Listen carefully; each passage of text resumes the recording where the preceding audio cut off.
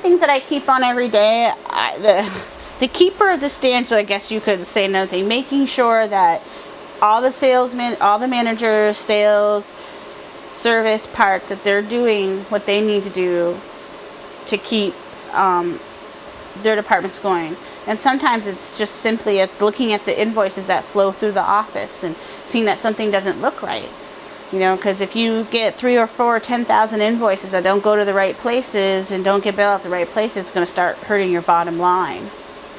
And, you know, usually this is not a perfect world. We have humans involved, so I got to constantly keep track of that, you know, watch those little things and, you know, have my staff help me to train the people to do them correctly. And it seems like every year we're gaining a new store, so we're having trained new people, and it takes a while for people to get the hang of, you know, the way you do things.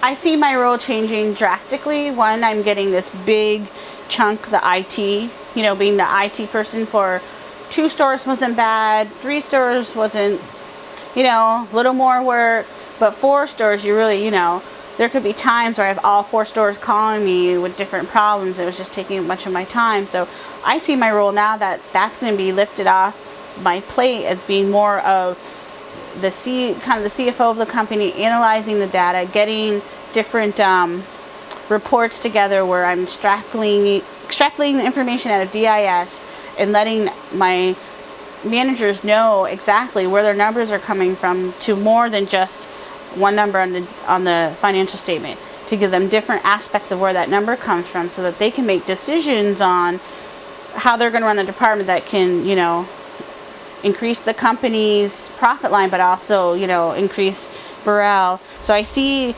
long term that I'm more the analyzer of the company and finding ways to streamline procedures and help standardizing procedures. And I also see myself as a trainer and doing regular training to make sure that those standardized procedures we put out there are followed.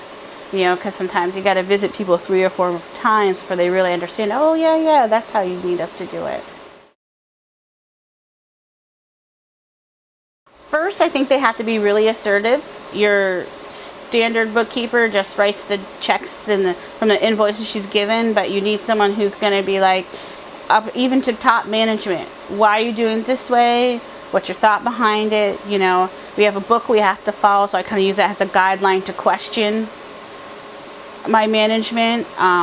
They got to be afraid not to ask questions and kind of get to know every area to do justice to the dealership. I think the other thing is they have to be, you know, because as you grow, you have so many people doing so many different things that person has to be able to reconcile, to take all this different information and figure out how did I get to this point, or where does this number go? Where can I find that? Because if you don't have someone that can do that, then you're never going to know where all the information came from if you just rely on your system to do it for you. So those are 2 really strong traits, besides being, you know, friendly and outgoing. You know, those also help, especially when you want to get information from people. But I would say you would want someone who's very assertive and someone who can reconcile outside the bank. I'm not reconcile outside the box. I'm not talking about a simple bank reconciliation. I'm talking about not giving any directions and said, here, figure out how to do this. Tell me where this comes from. That's what I think a new dealership would be. And we weren't new, but that's what we need, and that's what I've become kind of for the company.